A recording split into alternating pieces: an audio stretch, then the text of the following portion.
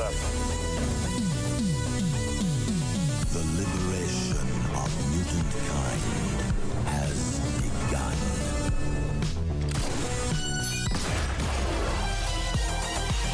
Welcome to the future. Who's this clown? Not clown, Joker. Avengers! Assemble. Nobody tampers with the equipment except Tony Stark. Good idea. United, the Avengers are strong. Hawkeye, hands off. Fool! Have you forgotten my invincible magnetic power? Not this time, Magneto. My mutant brain senses danger. Something unseen is slowly spreading its poison, edging tempers. Think carefully before you do this. You filthy criminals. 5, 4, 3, 2, 1. Is this our first? No, this isn't our first stream of 2022, right? That was last Saturday. The second. Or last Sunday. Second, but it's our first show about 2022 comics. Yes. So kind of our first. I don't know where I'm trying to go with that. What up, it's Two Fat Guys Pullos. Welcome to episode 73 here on YouTube Live. Thank you for everybody that's in the chat currently. As you can see pinned in the chat, we are giving away a slab tonight because we hit 550 subscribers. We're sitting currently, I think, at 553 or 554. Don't matter. We hit that 550 number. So at the end of the night, we will be giving away this 8.5 Batman Adventures homage cover, CGC graded. Very nice book. So someone will be winning that. Lucky someone will be winning that. All you got to do to enter tonight is just talk in the chat. Talk in the chat once. Just say hi. Just say sup. Or tell us what you're thinking about this week's comics. Let us know what you read this week. Whatever you do, once you do that, that enters you in to win. So currently, I got to put in Mike. So let me do that really quick here. Mike. Did you see that CGC raised their prices again? I did see that, and I was wondering if we should do a video or not, but we haven't really submitted a lot to CGC on our own. I think I'm kind of already done with graded books in some capacity. Well, yeah, I mean, it's completely out of control. Because, we submitted, in September to... No, we submitted in June. June? We still don't have those books yet. Right. And that was CBCS, so I can't even imagine. And have we gotten a price increase from CBCS yet? I mean, there hasn't been... That's a great question. I have no idea. Either way, yeah, graded books, and I read somewhere in a comment. I know we haven't really officially started the show, but I read in some of the comments, like on Instagram, some people are thinking this is a move to get less modern books graded. That would be great because I think that is a plague on comics right now. Well, okay, but like if you get people are literally grading books. And the second they get back, they are worth less than the amount of money you paid just to grade them. Well, yeah, but not like a third printing of Null cover appearance. It's because everyone is doing it, hoping that eventually that will be the third printing of Null, and it's like, just chill the fuck out. Like, not everything needs to be graded. Well, that's I agree with you. Because like the stuff that I'm waiting for is all stuff that's like already hype. Like first appearance of symbiote Spider-Man suit, Savage She-Hulk #1. I actually Carnage. I am not one to shy away from saying something controversial, but right. I actually think that it would be beneficial to comic book community as a whole to have an age limit on grading books, at least 30 years old before you can grade a book. Wow, that's... If I was CGC, I mean, obviously they're not going to do it because they're going to lose money, but I would say 30 years is the minimum that a book should be graded. Especially now, look at a book that's 30 years old. It's X-Men #1, 1999. Still only not even worth the cost that it is to get graded. I'm just going to add Calvin into this name rotator while you just burn your bridge. I don't know. I don't know. I think I'm right on that one. So That's pretty intense. I don't think that there's any reason to be grading. Here's a perfect example. Yeah. What's a book I love right now? Fucking love. Something's Killing the Children. Right. Borderline. Borderline should be. You wouldn't if you had a number one that you knew.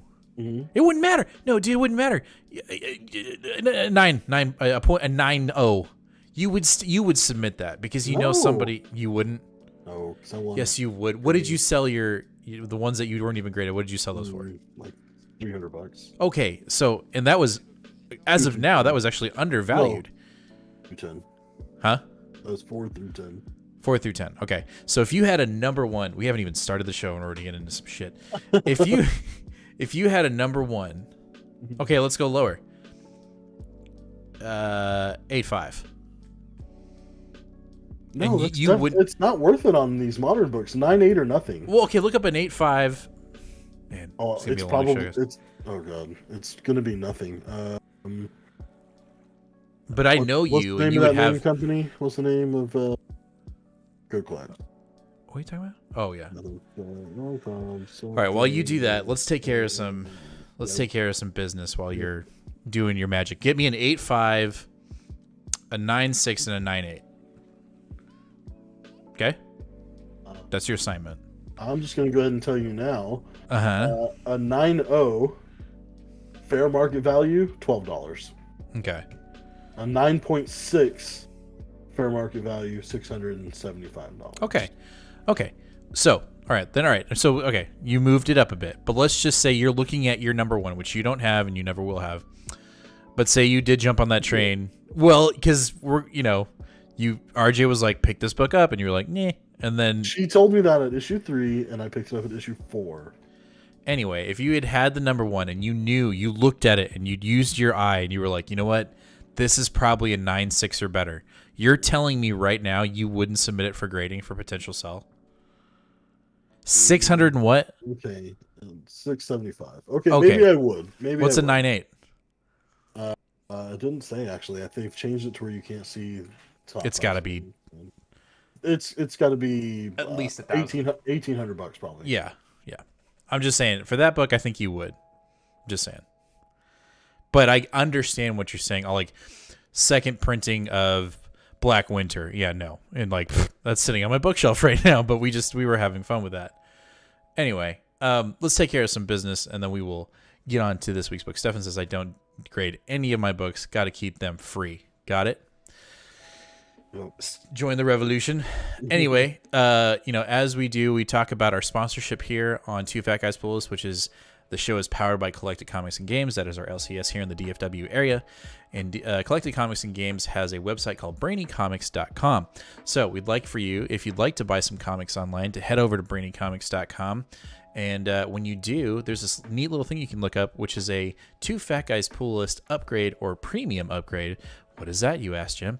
Well, what that is essentially when you buy your comics, you find 2 or 3 or maybe just one book that you're looking for. If you add this upgrade into your cart, you are going to get 1, if you do the upgrade or if you do the premium upgrade, 2 mystery exclusive covers that Ron has in his shop. Well, you're like, well, what kind of covers does he have? Well, he updates them probably every month, if not every 2 weeks. And we've got some new covers, ladies and gentlemen. This Savage Spider-Man, which I'm not even interested in this book at all, but this cover is freaking fire. You got a Department of Truth. You've got some Batgirls. You got some more Department of Truth. You got some Lost Dogs. He's got plenty of it. He's got some She-Hulk in there. Anyway, any one of his covers that he has exclusively up on the site is up for grabs. It may end up in your, in your mail when you get your order when it comes to your house. So head over to brainycomics.com. Go look for the Two Fat Guys Pull List upgrade or premium upgrade and show brainycomics.com some love.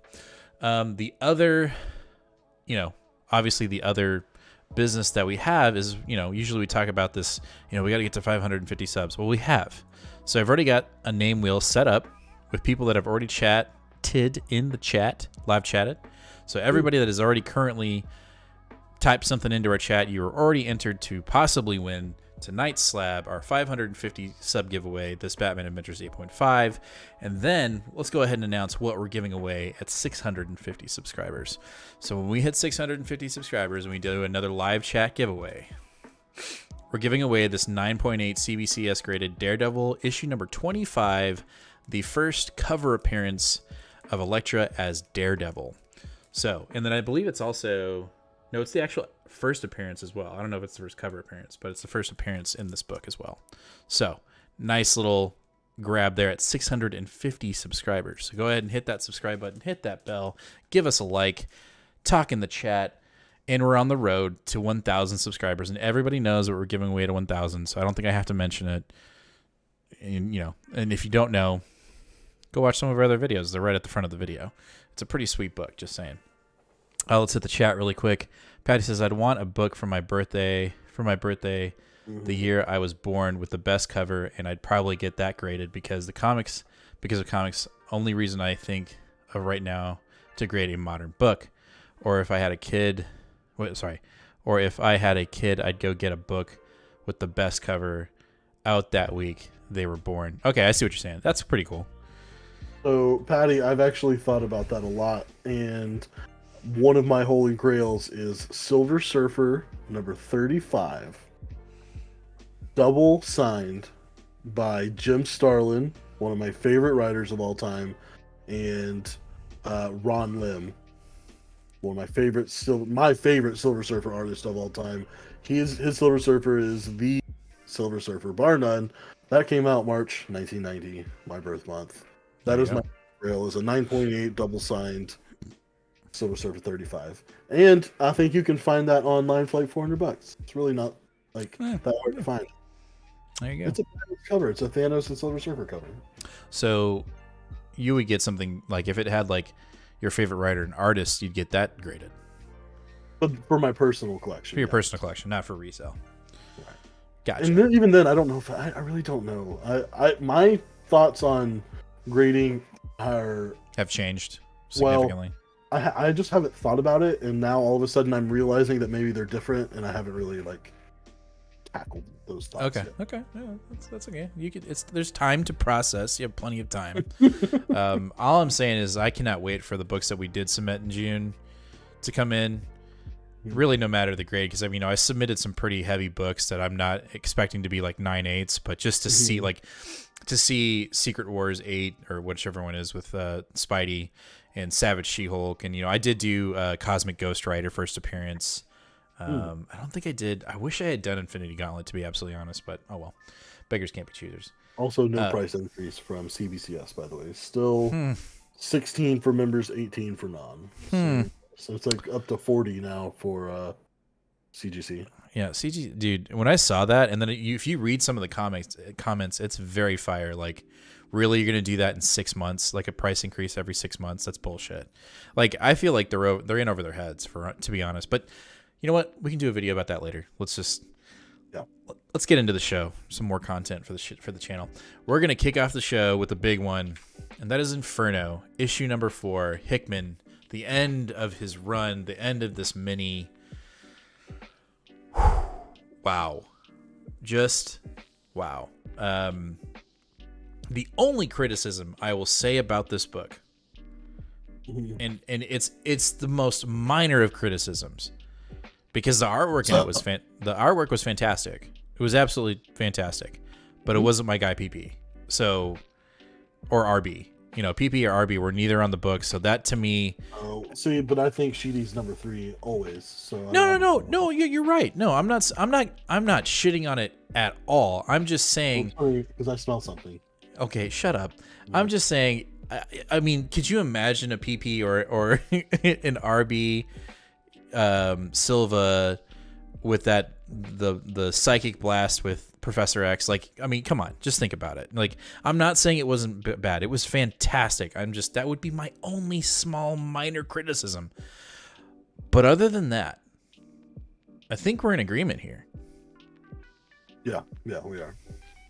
No, where's the button? There it is. That's the guys. Pick it weak.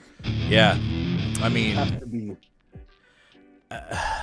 So I'm just gonna go ahead and spoil part of it right from the Yeah. get-go, because obviously, you guys, if you haven't read Inferno, there's no way for us to talk about this last issue without heavy Spoilers, like spoilers major spoilers. for the entire line from House of X to now. Right.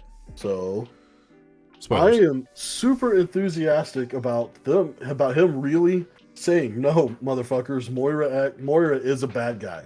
Like, she's the bad guy. Like, she still wants to eliminate mutants." Yeah. And I was like, "Damn, that's cold-blooded." After all this time, she's still like she has literally been burned alive how many times by Destiny? And I thought, surely, all right, she learned a lesson. Like, we're gonna figure this out.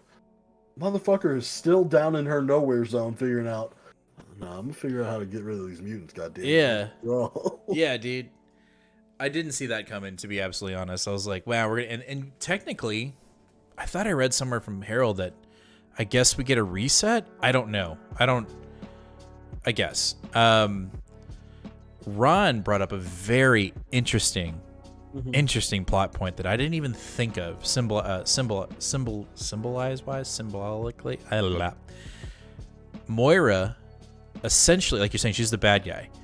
She has essentially become the two things that the mutants fear most: human and machine, because she has the phalanx arm.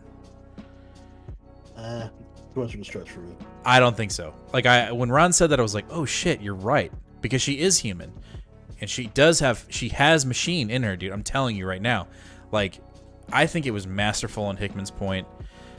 And the question I have, really, everything else I felt like was explained very well when it came to turning her into human, the burden of the council now, especially on Xavier. And the question for me is, and I think I'm sure it's obvious, but I just want to know, like, I want to see it written somewhere. Obviously, Magneto and Professor X had no idea that was Moira's endgame. Right? So I want to see how they're going to react. Like, obviously they're going to find out. They found that out from Emma. And so, when we get Immortal X-Men, I am very intrigued to see how they're going to react. Are they going to go after Moira? Is that going to be a mainstay? Or are they just going to, you know what, we got to move on? And I'm really nervous about it because, and Kwaku said, I just want to address that. It says, at the first read I was a little conflicted, but after going back and rereading Hoxpox, I love the issue. So many well-done callbacks that I feel excited for what comes next. Feels like a major turning point. And I am so goddamn nervous because the reason why it feels so good is because it's, oh, damn it, there's that Hickman feeling again. Finally. Oh my God, it's been almost 2 years and it's finally here again. Yeah. And we're never gonna have that again. Never come back. I haven't read Kieran Gillen enough to know his style, and I'm not knocking him because I'm loving his Eternals run. I've heard that his previous X-Men run is pretty good, but like, is he the head? Is Kieran Gillen the head? Is there a head at all of X? Who's combining our ideas? Like, I really didn't feel like there was a ton of cohesive identity between the books when Hickman was supposed to be in charge. Right. And so now I'm really worried that, like, everyone's just going to be like, here's what I think it should be, and boom, here we go. Oh yeah. And I totally agree with your concern. I think Gillen is. And the only reason why I say that is because of, like, and you hit the nail on the head.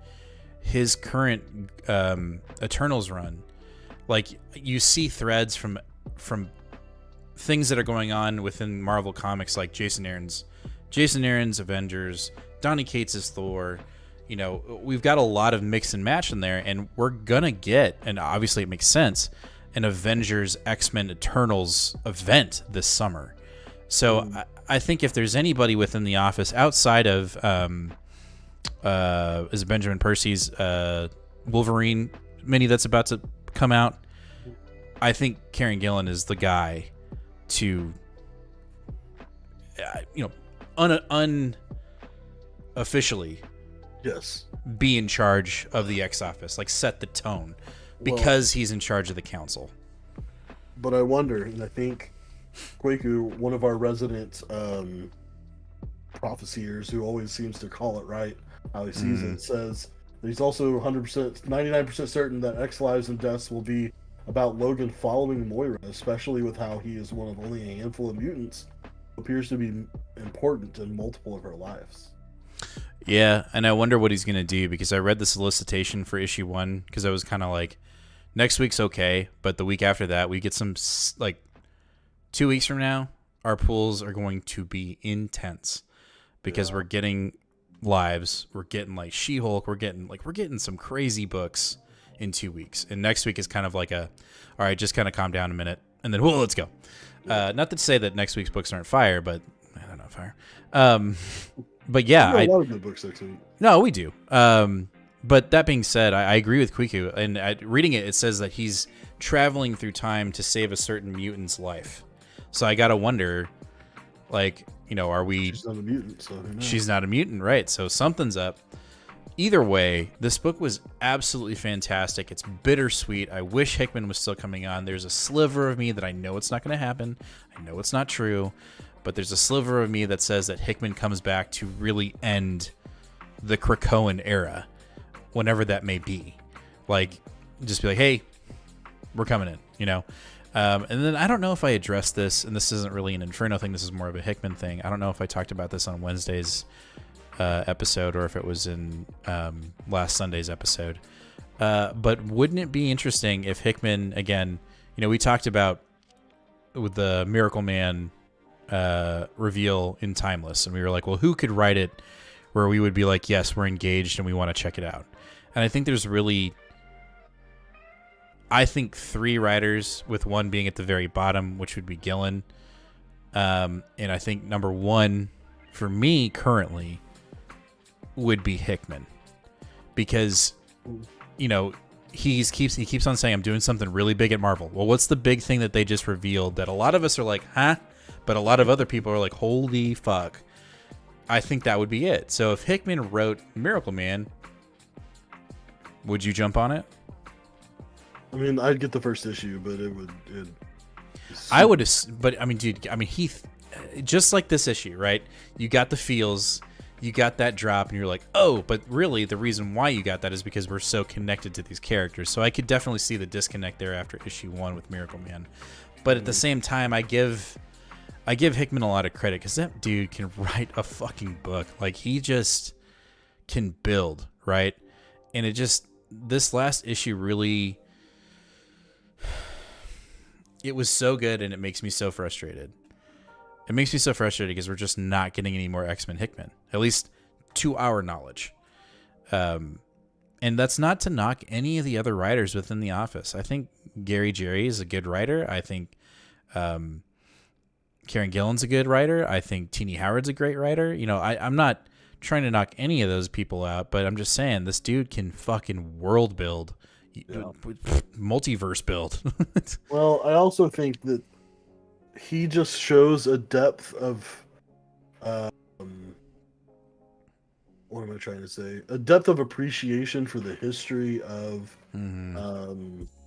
X stories to begin with. Like, one of the reasons why this felt like such a big hit to me was because some of the biggest throwbacks were to eras of X-Men that I've read and really, really enjoyed. Like, the gun that Forge uses, that's from all the way back in Uncanny, like, you know, 180s, from the early 80s, late 70s, early 80s, where Storm loses her powers, and she loses her powers for like 4 years because of this.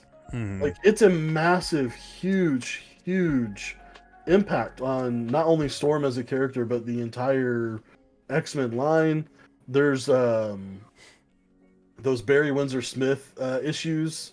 I cannot remember the name of them, but it's like between Forge and Storm, and, you know, about her losing her powers and eventually getting her powers back, and the impact of this gun. And so, like, the second it showed up and they alluded that it was Forge's gun, I was like, oh fuck. Yeah. What are they gonna do with this thing? Because literally it's like, it's the worst thing they could do to somebody, right? Like, I mean, and realistically, I don't know, like, if they were to use it on someone else, say they were using it on Storm again and then she died and was resurrected, but she had her powers back again, I don't know. But just the implications of seeing that gun was, I don't know, was super heavy to me. And then Doug Ramsey really just flopping it out on the table like yeah. And Warlock like jumping off his arm and being all like, let's fucking go. I don't know. That was the best part to me for sure. Letting him be this involved, even though he hasn't had a ton of like page time, like him being this important, and then being backed up by Warlock and Bay, I was just like, fuck yeah, that's what I was looking for and didn't know it. Quico asks, wasn't the gun in Marauders for a little bit too? I think around when Kate dies. Great question. I don't recall that, but it could have been. Let's talk about another thing. And so now that the issue's out and people are reading it, and we've got another, we have a potential foreshadow cover, or I think they're called foreshadow covers. Yeah, foreshadow cover. What's the cover that you were talking about? All right, so let's go ahead and show it now. So it didn't happen in this issue, which I was hoping it kind of would, but I think as we progress into Destiny of X, I think this is going to happen within the Council book. And it's this cover. It's Sinister being put into the pit. Before we got to Inferno, the end of Inferno, we've got a bunch of mutants going into the pit. Rebirth of potential, what's the word? What was the book that we love? Some Hellions? I don't know. Or is this going to be the master lineup for Sabretooth? Is he going to create his own little army that's going to kind of take out Krakoa? I don't know, but this is the foreshadow cover. And the other reason why I want to talk about this is because the last foreshadow cover that we, both of us that are you have it, you own it. And I think it's actually it might be actually coming to fruition in X-Men Red. And that is Sunspot sitting on the throne of, what are they called? Yeah, the Shi'ar throne. So it was announced that Sunspot's going to be in X-Men Red. And I think there's a cover. Yeah. And I think Ewing is going to be moving in that direction. So we might actually get some relevancy here. I would put solid money that initially that was from the canceled Imperial Guard book. Oh, for sure. But I wonder if those manuscripts are still sitting around the X office and Ewing's looking at it like, what the fuck? This is amazing. I'm totally using this. I'm sure he is. And I wonder if that's going to get re-implemented through X-Men Red. Yeah. No, the other thing I liked about this issue is, what I was worried is that everyone was going to walk away happy, happily ever after. And like that last bit, one, Doug having the cards that he holds now, great. And then the council just being so weighted, especially on Charles, like, you fucked up, bro. And now you have to deal with it more rather than like you're out of the council. That's too easy, right? It's always those movies you watch where you're like, well, we should kill him. He's like, no, killing him would be too easy. Like, we have to make them suffer. And so that's what we're gonna get with Magneto. That's what we're gonna get with Charles. And it's already in the solicits that it looks like Magneto's leaving the council. So a lot of that promo art is already starting to get fulfilled. So looking forward to it. But I am with you, Nate. I really am concerned, like you were saying, that all the writers are just going to branch off and like, this is what I want it to be. No, this is what I want it to be. And oh boy, but this does have me excited a little bit more for Lives and Deaths of Wolverine. We'll see. And then the other thing Ron brought up at the shop, I don't know where it was announced, but he said that Deadpool is going to be a reoccurring character in X-Force. I don't know where he read that, but he told me because he saw our video and he was like, no, be ready. Like, it's going to happen. It's more of Wolverine having to babysit, he thinks, Deadpool, which, again, I love that dynamic. It's not the exact group I want, but we'll see. But as for Wolverine, the comic, I think I'm done with that one for sure. We'll see. Hey, Gentry, what's up? Glad to see you here. Yeah, let me get you in there really quick. Gentry, you are now added to the giveaway that we have tonight. Add that there. Perfect. All right, so let's jump on to the next X book, and that is X-Men from Gary Jerry. We were right. We were right. But I wasn't disappointed. I actually really liked this issue. I liked it. the reasoning was smart. It made sense because at first I was like, "What the fuck are they doing? This is dumb." And then the reasoning is, because we gotta, hide the whole resurrection Immortality, bullshit, yeah. immortality, and so it's like, okay, yeah, got it. But I don't know. Did you not like the Phobos stuff? The who? The Phobos. No, that was pretty cool. It was interesting when he was like, "Ah," and the guy literally just was like arms and legs and fell back. I thought that was pretty awesome. It was good. No, it was a good issue. I think maybe I'm just being a little too critical in hindsight, but that's okay. No, I understand that. I feel like this book is very disjointed. Every issue is just like, oh, no, we're over here, no, we're over here, no, we're over there. Like, no, you're right. And it does not feel linear. It doesn't feel concurrent. It just feels like Jerry's. It's fluff. Just fluffing. Yeah. It's fluff, but I think there are small bits within each issue that are going to be important that I think towards the end, and I'm not saying this is right, but I think towards the end will feel cohesive. And I think obviously this Captain Krakoa thing, I don't know, but the Phobos and Fei Long basically turning himself into a Children of the Vault and fucking laser blasting some mutant in half, or disintegrating him, didn't even in half. That's epic, and I think we're gonna get. I could see Fei Long working with Bran, because we know she's got ties with Orcus now. So there's a lot of shit that's about to go down. But that being said, I did like the Cyclops Captain Krakoa thing, and this is the first time where a comic has jumped an event and then it's like, oh, and then we're gonna figure out like Tarantino it, right? Where I was like, oh, that's what they're doing, rather than getting to the next issue and go, oh, that's what they're doing. Does that make sense? Yeah. And I really liked it. I don't. Maybe it's because I'm an X-Men fan more, and it's happened in other books that I'm not so much connected to. But I thought it was done really well, in my opinion. Yeah, it was pretty good. My favorite part, honestly, though, was when they brought back Blurred Murdoch, the space lawyer. Right. That's a Ewing thing. It's a Hickman thing. Oh, I thought it was Ewing. He first appeared as the lawyer that. What's his name? Sunfire, or whatever, whoever it is, hires in New Mutants. It was Sunspot. So thank you. Yeah. Yeah. Sunspot hires him when they get captured in New Mutants in the issues that Hickman wrote. Right. No, I like that's that. When we first see Blurred Murdoch.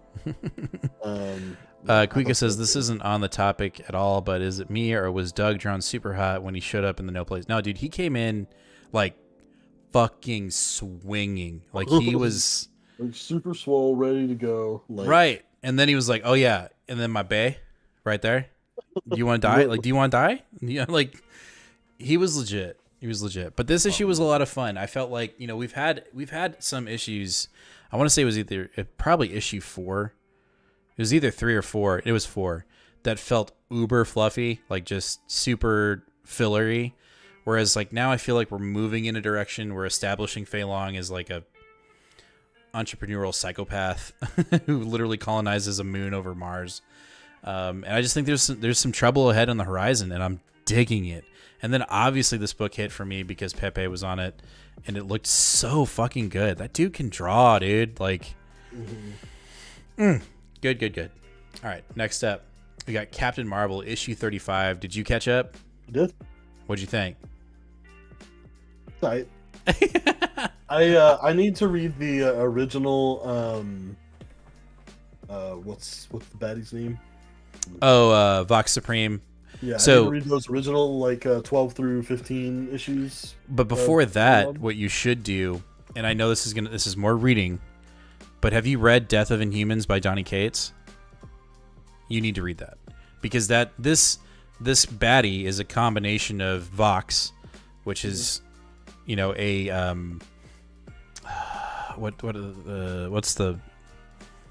the actual what am I trying to say? Race of Kree? Captain the Kree, yeah. Vox is a Kree. No, is it Kree? I can't remember. It's a combination of Vox and the Intelligence Supreme into one, and I believe it's Kree. Yeah, because the Kree created the Inhumans, right? Right? Yes. Yes. Okay, so yeah, it's two Kree experiments or entities that are put into one. But in order to understand Vox, I think you should read Death of Inhumans. It's a very underrated series that a lot of people are like, but I think it's one of Donny Cates' best works. I knew nothing about the Inhumans, and I was like, this is fucking brutal because it has that Donny Cates, twist and edge, and that bleeds into this because Vox Supreme in this story is totally ruthless and takes over people's bodies, and that's the same vibe. But I thought it was good, and I was hoping for more Guardians of the Galaxy Avengers, but obviously they come in at the very last panel.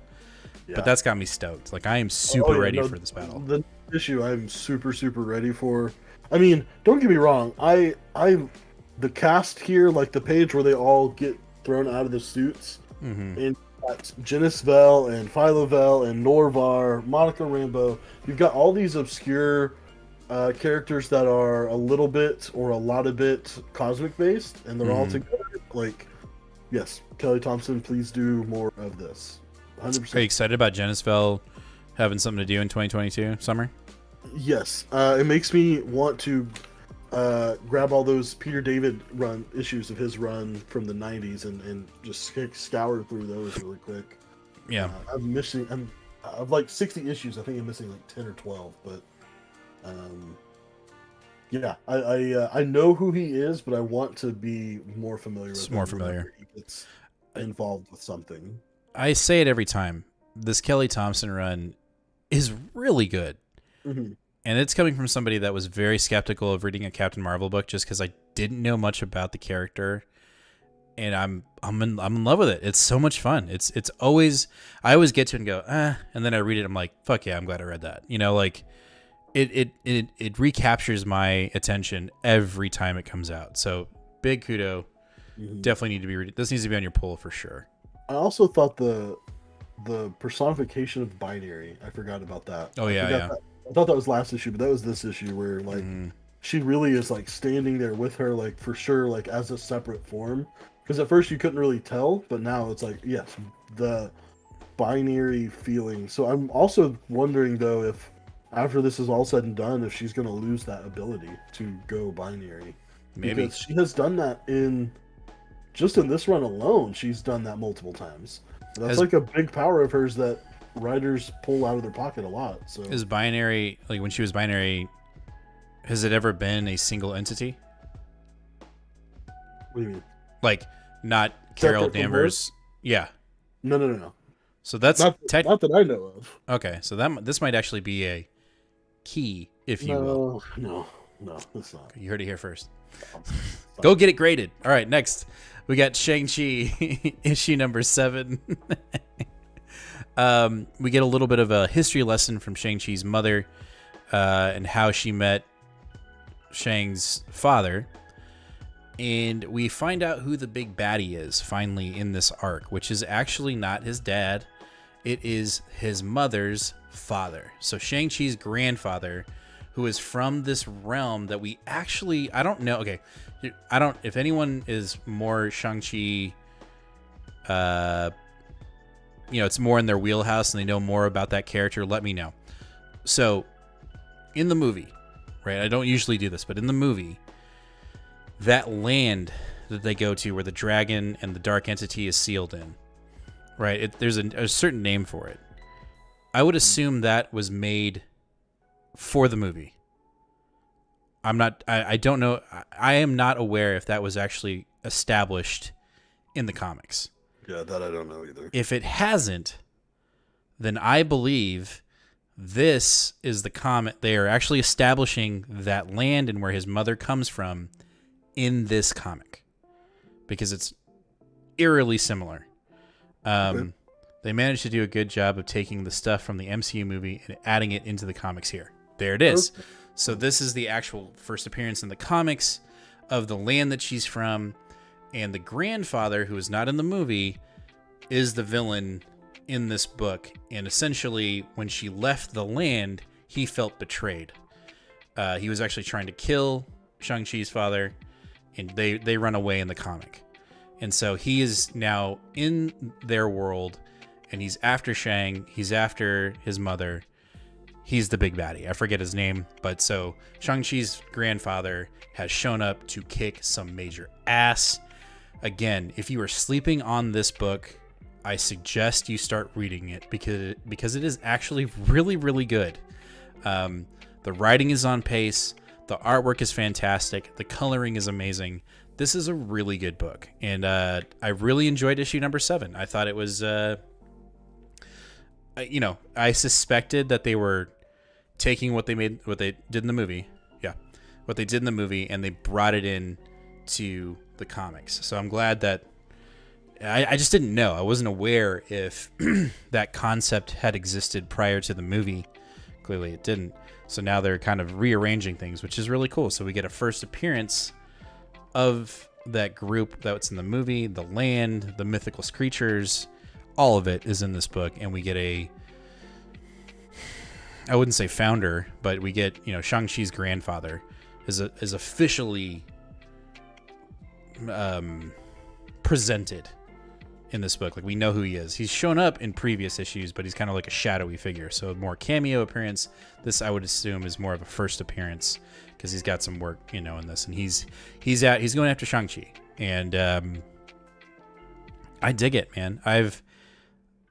This has been a sleeper, and I know we haven't made our top 10 or top comics of 2021, but this would definitely be in there because it's really good. And I'd be lying if I didn't say I didn't pick it up to acquire any kind of more knowledge on the character rather than, outside of going to the original material on the app. But this feels much more fluid, if that's the case. One thing I think Marvel has done really well the last 2 years is the MCU synergy ongoing are actually really good. I totally agree. Overall, really good. The one thing that it doesn't bother me, but it's because I'm jumping on as a new reader of the character, and I had the movie to kind of fill in the gaps. The only problem I'm having right now, and it's more of my problem, not the materials problem, is the 10 rings, right? So, like, in the movie, the 10 rings are a very symbol or very central piece of or item within the movies, whereas in this book, it's not. Like, the 10 rings are not, that's a certain weapon, a part of the story, right? Like, Shang-Chi didn't have the 10 rings in his original comic, right? Like, and he didn't have them in this book. So that's the only thing that's kind of like there's a disconnect, and I feel like a casual reader and or casual MCU viewer would read this book and go like, well, where's his rings? Why doesn't he have the rings? That's the only thing. That would be my only criticism, and that's not really a criticism. That's just me not bridging the gap and saying that's just one thing. That's not a character defining thing. That they have to do that in the MCU, but they don't have to do that in the comic. And so you just kind of have to break away from that. So overall, I enjoyed it. Thought it was really good. Yeah, the trade number 2 comes out next week, and I'll be caught up after that to see if I want to jump on this thing. Oh, yeah, you're going to do it. I guarantee you're going to do it. You're going to do it. All right, let's talk about Thor, God of Hammers Part 2. This book. Oh, man. Can't show you my copy because I sold it for $40. $40. Yeah, dude. Just kidding. It's right here. Everybody's losing their fucking minds over this book. The market is exploding. Send it in. You'll never see it for 2 years, but send it in if you want to. I don't know how I feel about this issue. You tell me. Yeah, you tell me. Yeah. Meh. Are you done? No. Okay. My first response. So Nick Klein saves the issue by having the awesome no art. doubt. Yeah. But like, Ani, I get it. You and your dad had a troubled relationship. You got some dad problems. Like, I get it, dude. Like, I get it. But I swear to God, if we start doing dada issues in Hulk, I'm out. Because no doubt, dude. We had dad issues with Ewing. You don't think he's gonna? He did it. Ewing did it enough. We don't need to keep doing it. Oh, it's gonna be the central. Then I might be out of Hulk pretty quickly because like the Odin and Thor going back and forth bullshit in this was like, yeah, I felt a little overdone. It was cringy to me, and it was really irritating. I also couldn't help but read this issue and go, this is War of the Realms. And then Odin said, hey, this is War of the Realms again. And I was like, okay, so if Donnie realizes that he's writing War of the Realms again, why the fuck is he writing War of the Realms again? Well, but then didn't it say something like, but no, we're going in a different direction? But he's not, though. But I know, we're not. I know. But it's just still the same thing. But, like, also, like, this is fucking brutal. Like, when Loki was, like, that huge panel where he was like, hey, brother, did you misplace anything? And it's just, like, all the orcs, like, fucking killed Frost over giants. and, like, frost giants and, like, little baby frost giants. Like, why did they make me feel bad for a little baby frost giant? Like, fuck that. Because we're setting the tone, man. This is fucking epic. It's huge. That's what I mean, but it doesn't feel it though. It feels forced to me, and man, I don't want it to because yeah, I know. I see what you're saying. I enjoy this stuff, but so what do you think of the reveal at the end?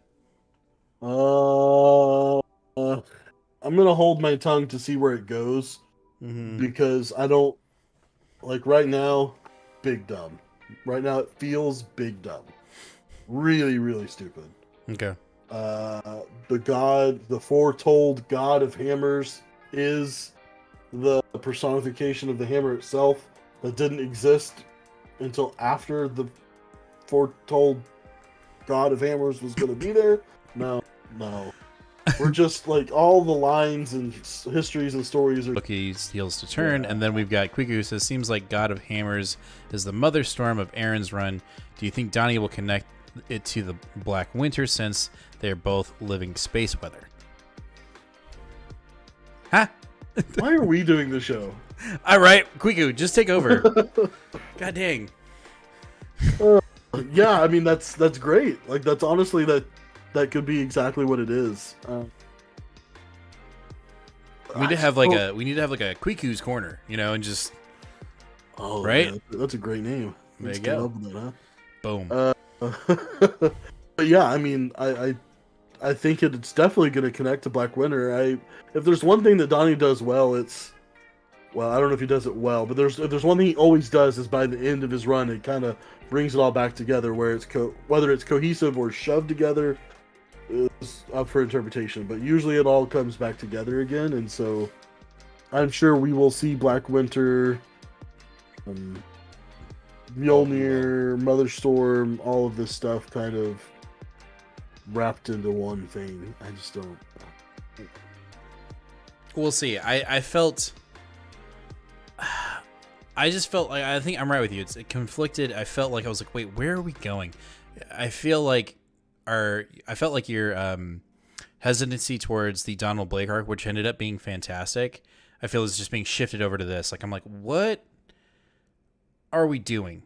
I don't know what we're doing. Like, I feel like when the big reveal was the end, I was like, wait, it felt like I missed a page, to be honest. Like, suddenly we're hearing this voice and bada boom, there it is. And it just didn't feel classic Donnie. It felt like I got to deliver something and here it is. And I know that sounds like shit. I don't want to be critical or criticize. I don't like doing that, but it just didn't feel like a classic Donnie, like hook, line, and sinker. It felt like, I got a deadline. Here it is. And maybe issue 21 comes out and we're like, oh my God, the Phoenix, whatever. I don't know. But I'm just saying, like, it just felt weird. It didn't feel like a Donnie book, in my opinion. I mean, you're right. Nick Klein saved the fuck out of this book. His artwork, it looks absolutely. When Sif shows up and her face is just like, oh shit, like that was cool. So, right. Anyway, that's Thor. All right, let's get on to some DC with Batman 119. Surprise! Abyss is still alive. He faked his own death, or he or she, it, they're alive. Calling it now. Abyss is Luthor. No. No. Okay. Just threw that out there. The Phoenix Winter. Stefan, stop. Just stop it. Just stop. It's gonna happen. The Phoenix the Black Phoenix Winter Hammer. Okay. Abyss. I liked this issue. I thought like the story itself flowed really well. When Abyss shows up, the artwork where Abyss shows up is magical. Yeah. But everything else around it, not so much. I didn't like the other artist artwork. There was other artists. That's a different artist. There are multiple artists in this issue. That's not the backup story. And they switch artists. Like, I think there's 3, if I'm not mistaken.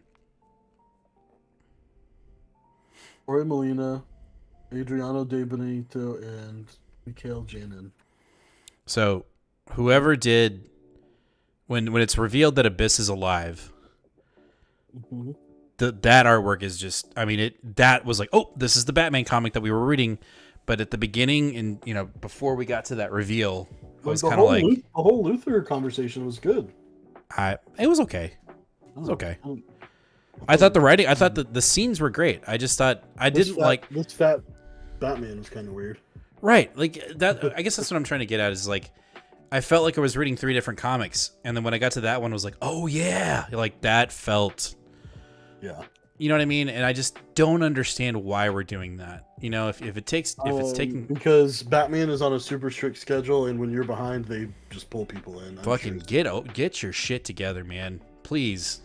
Well, I think Molina's only supposed to be on this 4-issue, right? Then we're back to our boy Jimenez. So well, and I'm okay with that. I'm okay with Jimenez. Yeah, but like this was pretty brutal. When Batman was all shot up and fucking no. It was good, but it pulled me out. That's all I'm saying is like I got sucked in and out, and that sounded really bad. Don't take that out of context. Don't be nasty. Anyway, do I need to move on? Are we not going to be able to recover from that comment? Nope. Anyway, it just felt very. I was displaced, and I don't like that. I want to keep it solid. And we had the same criticism that one issue in the Fear State where Jimenez did 3 fucking pages, and when Miracle Molly was on, he didn't get one of those pages, and I was like, you're doing this character an injustice to not have Jimenez do it. And I felt the same way about this book. But when Abyss showed up, I was like, let's go. I'm ready. This is sick. Yep. I know it's not true, but my fanfic version of this story has Ghostmaker as Abyss. Oh, interesting. Ooh. Either way, I love the dynamic between Bruce and Lex. I thought that conversation was really cool. Lex literally pouring a $2 million or however many $1 million bottle of wine on the ground because he can, and Bruce probably would have done the same fucking thing. I thought it was great. It was a good issue. And then I loved the end where Batman's eyes have been taken away. Like he's truly a Batman now. So I don't know. I thought it was good. So I think that is a really interesting theory, Gentry. However, I feel like it's not, and the only reason is because did you see the solicitation or the cover page finally came out for the last issue of this run, and it is Ghostmaker and Man on the cover. So I think Ghostmaker comes in, saves his ass, and helps on the last bit of this. Which save Joshua Williamson. Thank you very much. He told us, he replied to us on Twitter and told us that he was going to keep those characters around. So here we go. We'll see. By the way, preemptive thoughts on upcoming Shadow War event after Abyss Arc. I haven't even read the solicitation, so I don't know. Shadow War is the Deathstroke run. Oh yeah, see, but I'm not reading that book. That's what sucks. So it's like Deathstroke, Robin, and Batman, 3-way, and all the Williamson books. Excuse me. Anyway, Mike, we'll see you later. We'll let you know if you won. Cosmic Gold, what's up? You were entered in to win our slab tonight. Just kind of throwing that in there. Yeah. Oh, I didn't see Abyss on that cover. Oh, okay. What cover? The cover you were talking about? Or this cover? I gotta go look now. Okay. Anyway, Batman 119.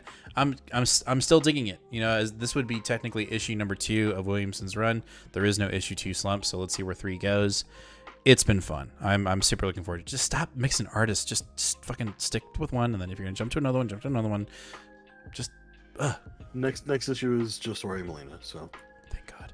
Chill your All right, let's talk about Batman Detective Comics issue 10. What?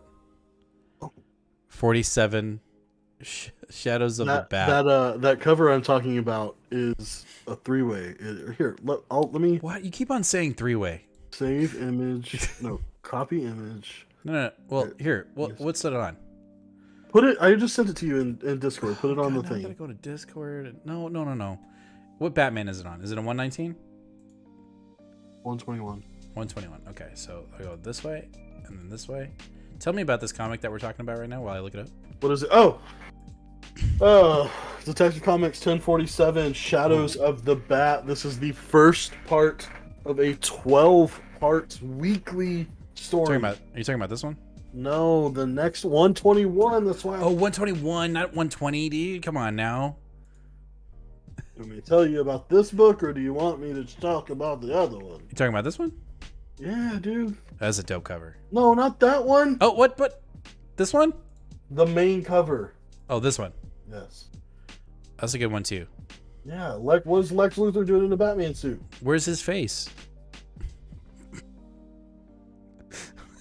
Talk about this comic. Just talk about this comic. Where's his face? Look, you can't see his face. Whose face? Just eyes, no boobs. Just eyes. Okay, continue. This is getting off the rails. Let's go. Oh shit. Okay. I loved this book. It was really close to being my pick of the week. It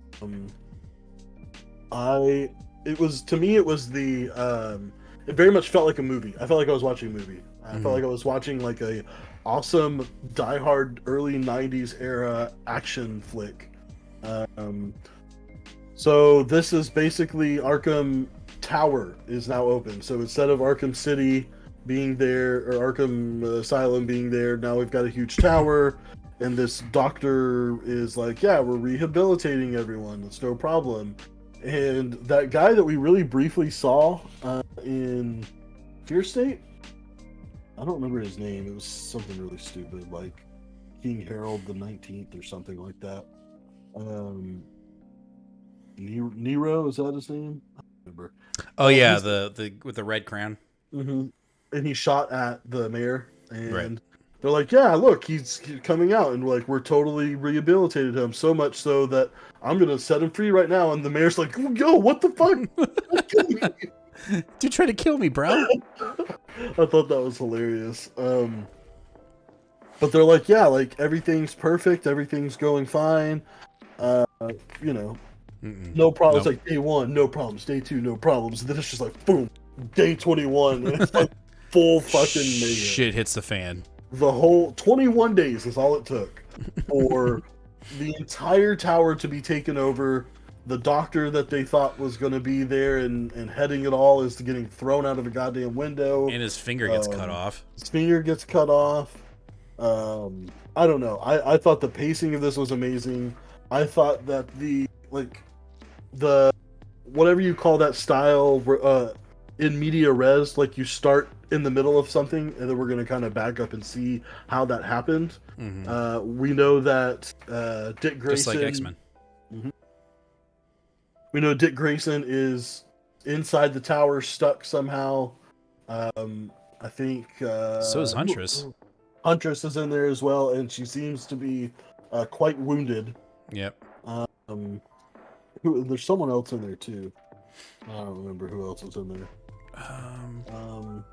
I think those are the only 2 people. Because isn't Batwoman's in there, but she's they can hear her. Batwoman's on the outside. Right? Okay, never mind. Yeah. But so the last page has Batwoman and what's Cassandra Cain's secondary?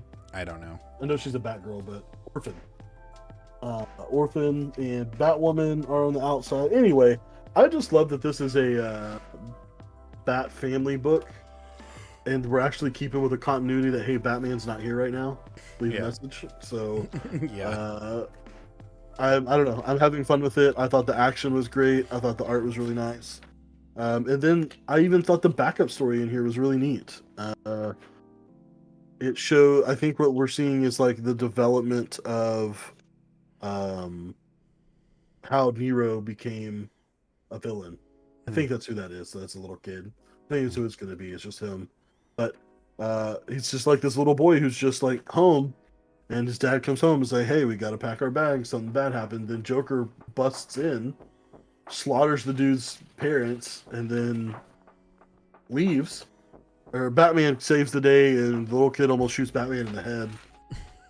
But he literally like sees his parents like slaughtered and bloodied on their bed, and they're like, yeah, he has no family and no one will take him. So what are we gonna do with him? They're like, oh, we're just gonna go dump him at Arkham Asylum. They'll take care of him. Interesting. You didn't read it? No. You should go back and read it. It's really okay. No, I get there and I'm like, all right, next book. All right, after that, we've got Superman, Son of Kal-El, issue number 6. Get Off My World from Tom Taylor. I kind of want to wait for Nate to get back so we can talk about this, because I'm really interested to see what he thinks, but I'm kind of not liking this issue. I didn't like this issue either. Okay, there you go. I feel like it's flat. I think it's flat. a little flat. Kind of let's get on with this thing. Let's go. That's my opinion. I agree. I think it was very like, so the pace is very slow, and I get some of it is like, hey, like we're developing the idea that there's a threat, you know, with Batman saying, hey, we gotta get you into hiding, and then there's a little bit of like relationship development with John and whatever his boyfriend's name. I don't remember his name. Like overall plot was like we gained like an inch at the most. So, okay, yeah, I agree. Yeah. Yeah, this is not the strongest from Taylor that I've seen in a while. It's not anywhere threatened to be dropped, but I'm like, I kind of want to get over this, whatever the name of the country is, arc of, modified humans. Yeah, and I think that the way that they've been defining the arcs has been a little bit haphazard, and then because this issue was called Beginnings. So I think this is where we're going to like, okay, maybe we're finally going to like kick it up a notch. And what the issue is we're going to go fight this tyrant president of whatever this country is, because he's making superhumans and using them as weapons. So it's like, okay, let's go do that now. Right. Quiku says, I feel like Damian felt kind of out of character, and also I feel like John still feels too bland. He doesn't have much of a personality. He's kind of like a Boy Scout stereotype people have of Superman. I would agree with that. Like, Damian definitely felt very out of place in this issue. When he was talking, when he was in the action part of it, like when he was doing the reconnaissance, that felt like him. But when they talked to each other, it was like, huh? This doesn't sound like the same character that I'm reading in the Robin book. Right. But they are friends. They're best friends. So maybe that's I don't know. Yeah, it just felt flat. It felt like a flat issue. I'm hoping 7 definitely rebounds. We'll see. Also, Tom Taylor, Dark Kights of Steel, issue number 3. This was very, very close to my pick of the week. Put the story aside. Story is fantastic. I don't need to. I harp on it it's so much fun. It leaves all of. I think I told you this on Wednesday. I like the idea of having characters who we know established are good or bad. In this Elseworld story, we're allowed to just think of them as neutral, as sides, as gray. The expectation is only with what Taylor sets, which I like. I like. Some bad guys being good and some good guys being bad, but they're not really bad because there's no real, like, we're not rooting for a team, right? It's just like kind of like Game of Thrones. It's not until towards the end when it gets butchered that you're potentially rooting for a specific person. Where in this, it's like you can't really root for anybody. It's just gonna happen, right? Like shit's gonna happen, and that's what happens in this book. Shit happens. More people die. War is coming. You put that aside. The artwork in this book is just next level. I mean, holy crap. I didn't know what to expect in this book, and it makes me like it more and more every issue. I haven't fallen. Like I like that there's still a mystery of like, who is the Green Lantern? Are we dealing with Hal Jordan, or is it Sinestro, or is it the guy that Hal got his powers from? I forget the name of the character. I love that intrigue, and I like that we have Supergirl going on a goddamn rampage. Like, she don't give a fuck. She killed dude. She's something else, that's for sure. It seems like a little much at times, but well, she's gonna get it. Like, she's definitely gonna get there it. Is a green arrow in her future. I also like the politics of this book. I love seeing, the Diana's mom saying that she's going to be with Black Lightning, and like, we've pledged our allegiance to them, and there's just this conflict. I'm digging it. Yeah, this is the Game of Thrones DC book, and I'm loving it. Absolutely loving it. Yeah. I am very much enjoying it. I don't know that I'm loving it as much as everyone else is, but I think once I get an overall picture of everything, I'll get there a little bit more. Oh yeah. Because right now I'm just like, okay, oh shit, okay. What I'm intrigued is if this ends up being a home run, and at issue 12 we're like, oh, this will, if that is the case, this will be a hardcover buy, immediate. Yeah. Want to see it. Like, I want a director's cut. You know what I mean? Like, I want like character design, backstory, maps. I want the whole fucking thing. Like, that's what I want. Get into chat. Gentry says, fan freaking tastic issue. Gentry, I love everything about Dark Knight of Steel. Jaden, Supergirl is definitely tripping though. 100%. No, 100. Why would she kill the sun and leave and then come back and kill for Black Lightning? I don't know. I don't know. I don't know. I need to look up more work from that artist. Stefan says, I agree. This is some really good work. Yeah, she does really well. She's been doing covers a lot for DC. Not a lot, but like Sensational Wonder Woman. I think she's done all the covers for that one. Yeah. Also love seeing more John Constantine in general. Super underrated character. Yeah, I agree. I don't know really much about him outside of Keanu Reeves' movie, and I know that's really sad. I'm sorry. But no, really good. I think Batman has to be full Kryptonian or something, because I find it strange that tiny piece near knocked him out. Yeah, something's up. Something's definitely up. And I'm loving it. I'm absolutely loving it. So looking forward to the next issue. What I'll say is this: we're 3 issues in, and I feel like we've gotten so much, right? So that makes me really hyped for the next following issues. But it also has me really scared, because if we're getting this much, like, where's the fluff coming? Where's the filler? It's coming. I know it's coming. So just get it over with so we can. Maybe it won't. Maybe it won't. That'd be great. All right, let's talk about our one independent book of the week, and that is Nocterra Blacktop Bill Special. I didn't read it. Oh, dude. Well, I'll read it. It didn't get there in time. Yeah. I would give this a B+. Okay.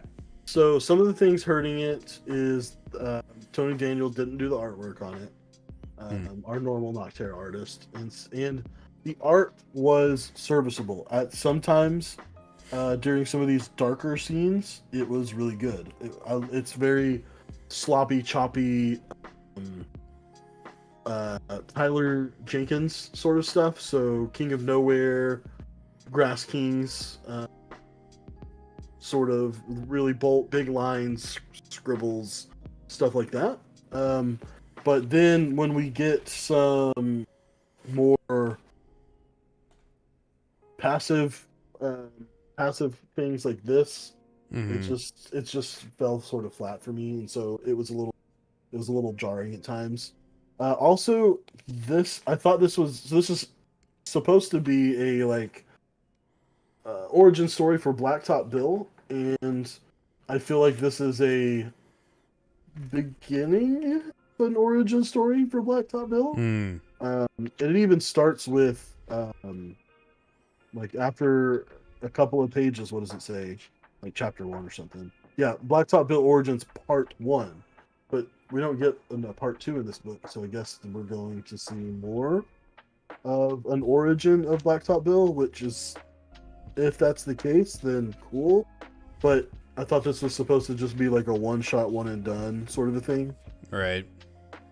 One thing that is that we learn that is going to directly affect Nocterra is we learn that Blacktop Bill has an MO.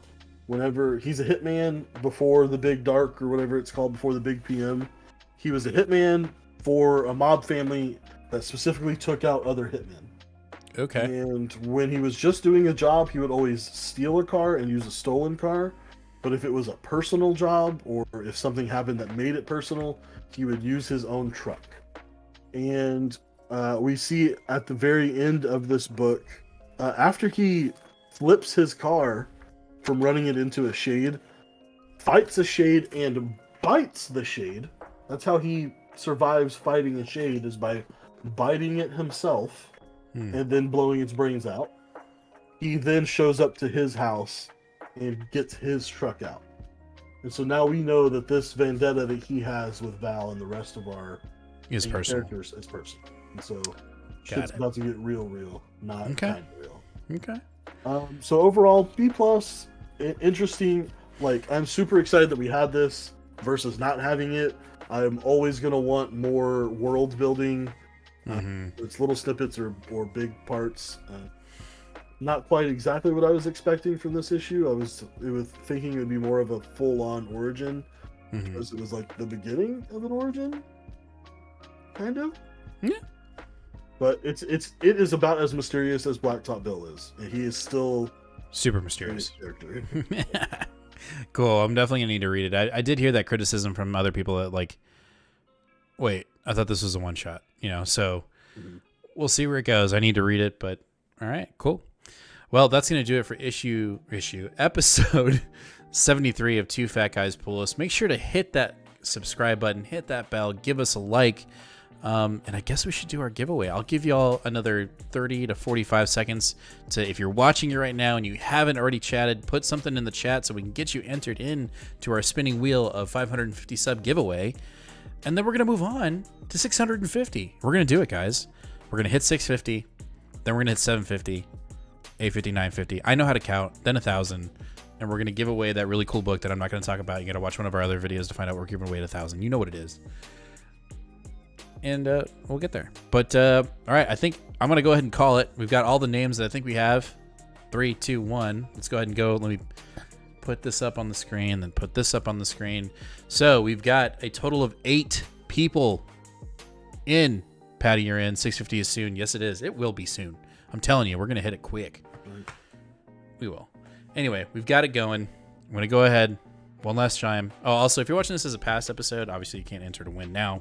But, hit us up in the comments. Let us know what you read this week, what you liked, what you didn't like, what you're looking forward to next week, because we got another, new comic book day video coming up next week. Hopefully we'll get March solicitations done, and maybe we'll even do a how pissed off are we about CGC raising their prices once again within 3 months or 6 months, even though we haven't submitted anything, but we just want to jump on that hype train. But I'm going to go ahead and hit the spin button. So here we go. 3, 2, 1, and the winner is...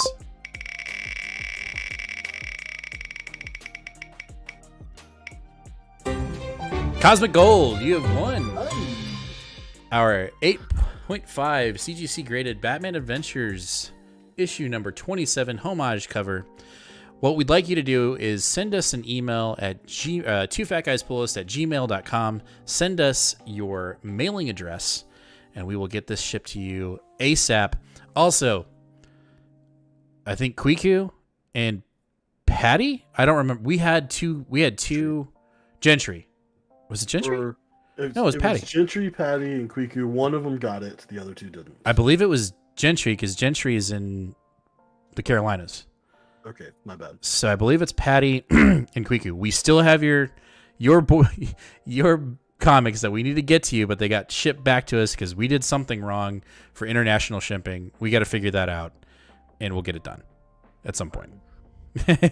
we apologize. 2022 will be much better. But anyway, Cosmic, congratulations. Go ahead and hit us up on Gmail.